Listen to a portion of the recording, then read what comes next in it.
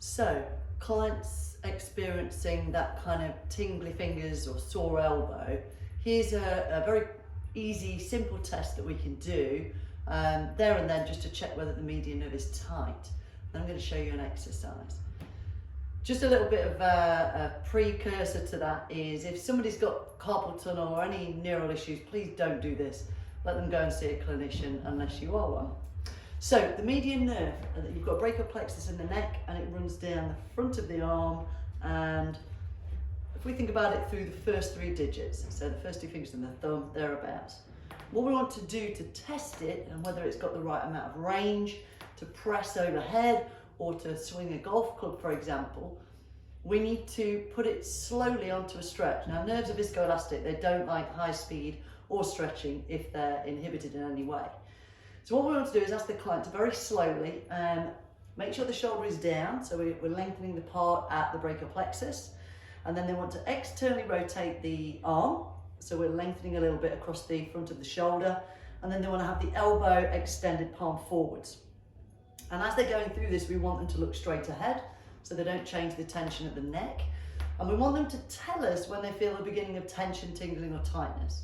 Now, we've got no idea when they're going to feel it, so if they feel it, don't go any further. But I'm just going to show you what we might do if they don't feel it. So if they don't feel it, we can get them to extend the wrist, and we might actually support the hand just to keep the fingers into that extended position, because if they flex, they'll take tension off. And what we want to do is understand the point at which the tension kicks in. So the idea is we might support the hand. We may just want to keep the shoulder pressed down, because a compensation might be the body's trying to take tension off it if it is very tight. So we want to make sure the shoulder's down, and what we do is we say, let me know if there's any tension as we abduct the arm. So you can see how we're lengthening the range in the nerve through the arm. They say if they can feel tension before they've abducted to 45 degrees, we lift the shoulder, and if that tension changes, it's a good indicator it's nerve, because we haven't really changed any structures within the arm, and more often than not they'll feel it in the forearm or the palm or the fingers.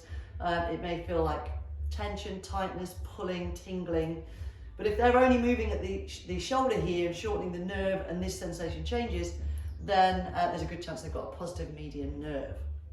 So what do we do about that? Well, we use the test as the mobilisation technique. So we get them to take the arm to the point at which they feel the tension, and then what they do is very slowly add reps of either add an abduction, so they're changing the length of the nerve at the arm, or they could do wrist flexion extension, changing the nerve length at the wrist, or they could just do the test and slowly lift and lower the shoulder a few times until they feel it release, or up to about 8 repetitions and a couple of sets. So the idea is that over time, what they're doing is increasing the mobility across the nerve, allowing it to move more freely, potentially taking tension off through the nervous system as well. If you've got any questions, fire them across, Rachel at biomechanics education.com.